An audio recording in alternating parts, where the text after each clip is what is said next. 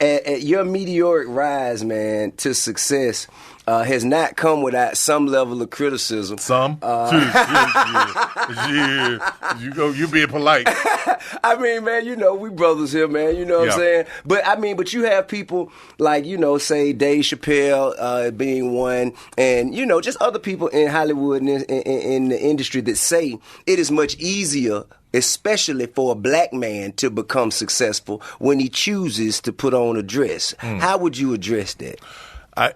Listen, Chappelle is one of the most brilliant people I have ever seen in my life, man. And just not just in comedy, but the man is smart, a heavy, brilliant thinker. So if that is the case in Hollywood, then okay, that's the case. But you got to understand, that's not my case, right? Nobody owned that dress, right? But me. That's right. Nobody told me. A $2 billion franchise. Nobody told me to put it on. That's right. Nobody makes me put it on. Okay. Nope. That was all on stage. Black man owned the whole show. Right. It was my choice, right? So when I got to Hollywood and wanted to do Diary of a Mad Black Woman, it was my choice. That's right. And 19 movies since then, it's been my choice. So I don't. Maybe that's the way it's been for some other men who have done that. But for me, let me tell you how I look at this, man. I'm not a man that enjoys wearing a dress.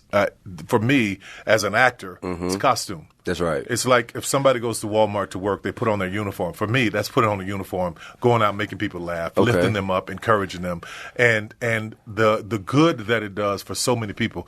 My favorite moment in the show, and I just finished the last show in Augusta. Medea's still alive. Yes, she is. But my favorite moment is the last 30 minutes of every play. That's when I'm sitting there. That's the only time I don't feel foolish or ridiculous because I get to sit on stage in front of thousands of people in arenas now. Plays in arenas. That's a damn day, man. That's sitting there, and I can't believe it. I'm telling you, man, spit wisdoms that speak to people's lives in a way that makes it all right for me. So some people may not like the way that the message got there, but for me, it's important that the message landed and helped somebody. I agree with you in totality. I don't think people even have a problem with, say, you or whoever may choose to do a character of a woman as a male. I believe it's being suggested that there is an agenda to emasculate the black man to a certain degree, and that is what is kind of put out there in sort of a propaganda kind of way. Now, what you're saying is, even if that is the rule, Tyler Perry is the exception. Well, listen. If people feel like that, I can't help people's thinking. I can't help what they feel or how they come to the conclusions of that. But again, for me, and what I'm doing is I'm acting. That's right. Period. That's right. When I just played Colin Powell, I'm not Colin. I was acting. I got and Alex Cross, by the way. And Alex Cross, which is one of my favorite books. Thank you, brother. I'm not James Patterson's Alex Cross, but I'm an actor. Right. So, and I think that it's unfair to have an actor not be able to portray anything he wants to or she wants to as a character because of someone's opinion. So I'm just going to do me. Could you please talk to the generation, the listeners of Expeditiously, about the sacrifice of accepting the bag right now versus having equity in your art in perpetuity? Here's what a lot of people don't know. The budgets for my shows are really, really low. Okay. And the reason that they're so low is because being a black show, being a black writer, they do models for me. Even my movies, my budgets are really low. I see white boys walk in and they get 4 or 5 times as much as and make nowhere near. Right. Being black, I had to go into these rooms and try to figure out, okay, how do I make this work for me? So I was like, okay, I own the studio, I own the lights, I own the sound, I own all this stuff. So here's what I'll do. I'll go in, I'll take that lower budget, and I'll make it work. And my audience is going to show up, and they're going to make it work, and they're going to make it a hit. Right. And every few years, we're going to try to negotiate to get that number higher.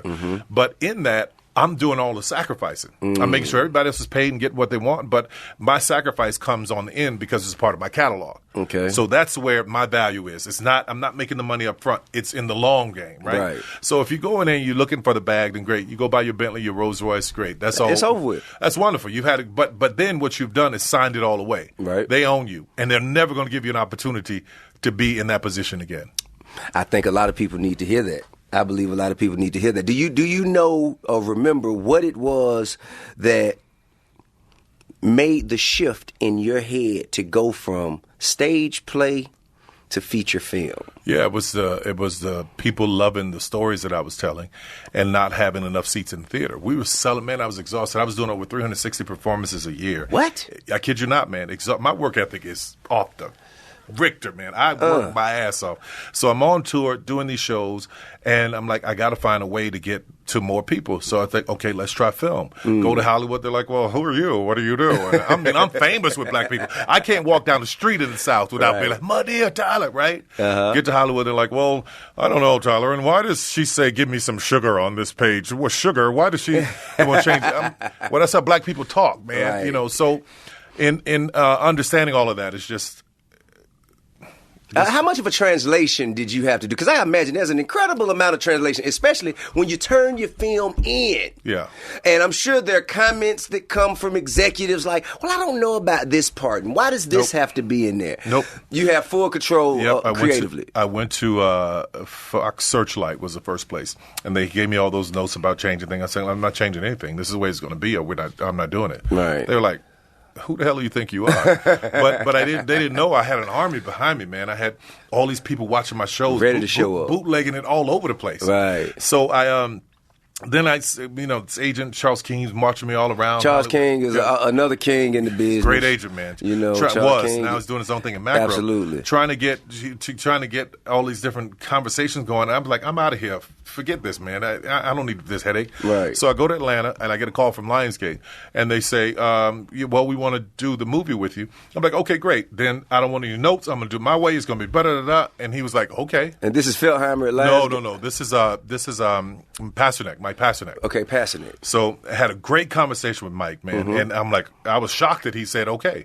Okay. Put the movie. They looked at the movie. I shot it. They saw it. They were like, we don't know. I had a conversation with Felt my first time meeting him. And he's like, I said, how much do you want the movie to do? He said, well, if it does $20 million, then great. I said, okay, $20 million the first weekend. He laughed at me at the table. No, these kind of movies don't do those numbers. Went online, talked to because I had built a fan base before Twitter, Instagram, all this other stuff. I had my online email. Emailed them directly, told them what was going on. They went out there, man, and set that thing up well up over $20 million the first weekend. Yeah.